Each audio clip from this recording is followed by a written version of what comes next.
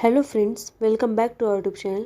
आज हम लोग इस वीडियो में सल्तनत काल से जितने इम्पॉर्टेंट क्वेश्चंस बन सकते हैं वो सारे क्वेश्चंस के बारे में डिस्कस करेंगे। यह वीडियो आपके एग्ज़ाम पॉइंट ऑफ व्यू से बहुत ज़्यादा इम्पॉर्टेंट है। चलिए स्टार्ट करते हैं। पहला क्वेश्चन हमारा क्या है? गजनी का वह प्रथम शासक कौन था जो खलीफाओं से सुल्तान की उपाधि धारण ग्रहण कर सुल्तान कहलाने वाला प्रथम शासक बना? तो कौन सा बना? महमूद गजनवी बना था। अगला क्वेश्चन हमारा क्या है? महमूद गजनवी के सभी आक्रमणों जो कि 1000 ईस्वी से 1026 ईस्वी के बीच में हुए थे, सर्वाधिक महत्वपूर्ण आक्रमण कौन सा था? तो सबसे महत्वपूर्ण आक्रमण जो है सोमनाथ मंदिर पर आक्रमण था, जो कि इसने 1025 से 26 के बीच किया था। अगला क्वेश्चन हमारा क्या है? महमूद गजनवी के भारत पर आक्रमण का उद्देश्य क्या था? तो इसके भारत पर आक्रमण का उद्देश्य था मध्य एशिया में एक बड़े साम्राज्य की स्थापना के लिए धन प्राप्त करना। नेक्स्ट क्वेश्चन हमारा क्या है? महमूद गजनवी के भारत पर आक्रमण के समय भारत आए विद्वान अल बुरूनी ने किस महत्वपूर्ण ग्रंथ की रचना की? तो अल बुरूनी ने किताबुल हिंद की रचना की थी। दिल्ली सल्तनत की दरबारी भाषा थी, तो फारसी दिल्ली सल्तनत की दरबारी भाषा थी। आगरा नगर की स्थापना किसके द्वारा की गई थी? तो इसकी स्थापना सिकंदर लोदी के द्वारा की गई थी। वह दिल्ली का सुल्तान कौन था जिसकी मृत्यु चौगास या पोलो खेलते समय हो गई थी? तो किसकी हुई थी? कुतुबुद्दीन ऐबक की हुई थी। कुव्वत उल इस्लाम मस्जिद का निर्माण किसने किया था? कुतुबुद्दीन ऐबक ने इसका निर्माण करवाया था। नेक्स्ट क्वेश्चन हमारा है, तराइन की पहली लड़ाई जो कि 1191 ईस्वी में हुई थी, किसके बीच हुई थी? तो यह मोहम्मद गौरी और पृथ्वीराज चौहान के बीच में हुई थी। अगला क्वेश्चन हमारा क्या है? किस खलजी शासक ने दिल्ली के राज सिंहासन पर बैठने के लिए अपने ससुर की हत्या कर दी थी? तो किसने कर दी थी? अलाउद्दीन खिलजी ने कर दी थी। रजिया सुल्तान किसकी बेटी थी?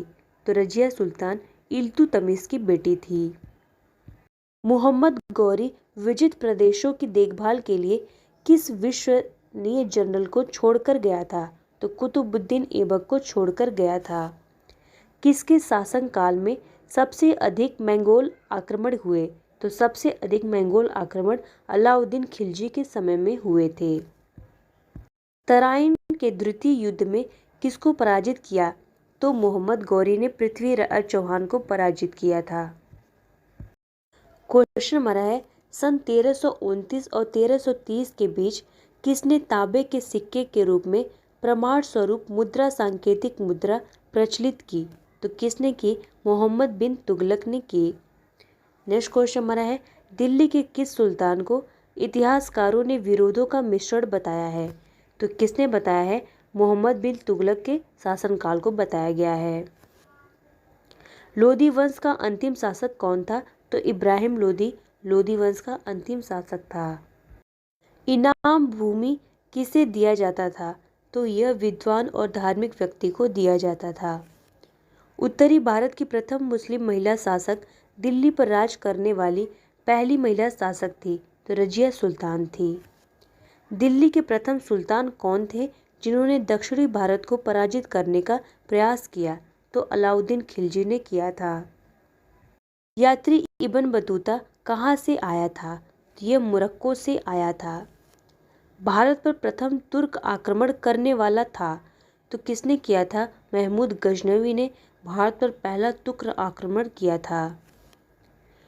कौन अपने को बुत शिकन कहता था? तो कौन कहता था? महमूद गजनवी कहता था। बुत शिकन का मतलब मूर्ति भंजक कहता था। महमूद गजनवी ने भारत में प्रथम आक्रमण किस राज्य के विरुद्ध किया? तो किसके विरुद्ध किया था? हिंदू शाही या ब्राह्मण शाही राज्य के विरुद्ध किया था।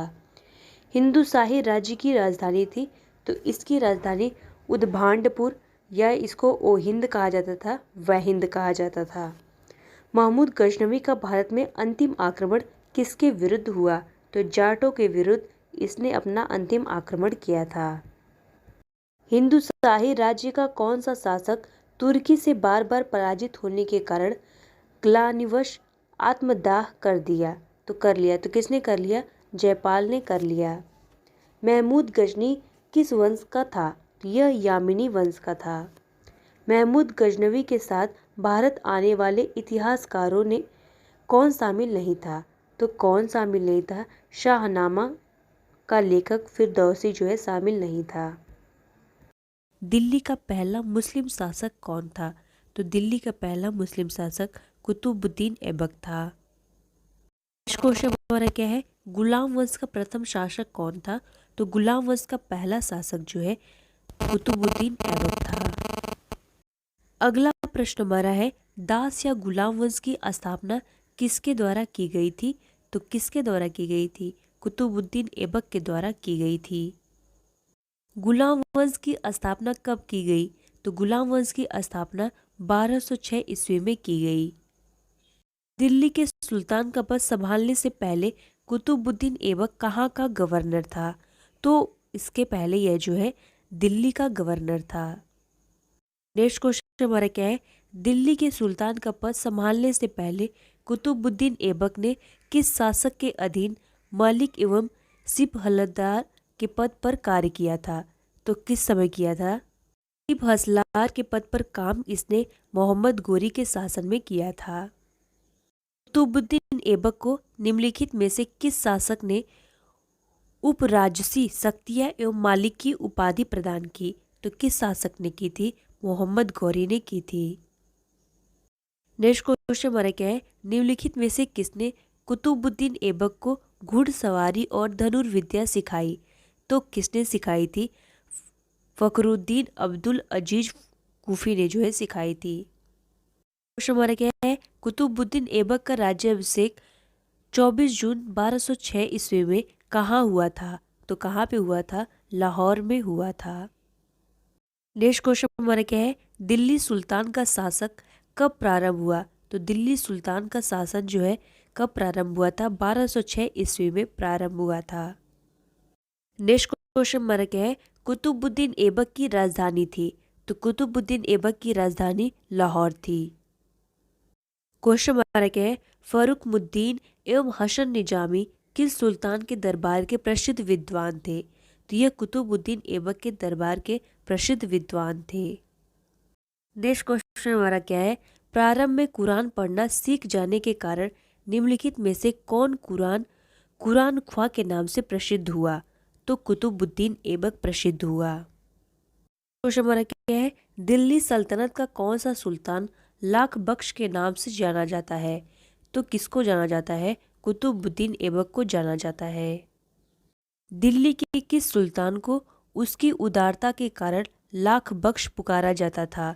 तो किसको कह के पुकारा जाता था? कुतुबुद्दीन ऐबक को लाख बख्श कह के पुकारा जाता था। दिल्ली सल्तनत के किस सुल्तान को दानशीलता एवं उदारता के कारण मिनहाज के द्वारा हातिम द्वितीय की संज्ञा दी गई थी? तो किसको दी गई थी? कुतुबुद्दीन ऐबक को दी गई थी। निम्नलिखित में से कौन कुतुबुद्दीन ऐबक द्वारा निर्मित नहीं कराया गया है? तो किसको नहीं कराया गया है?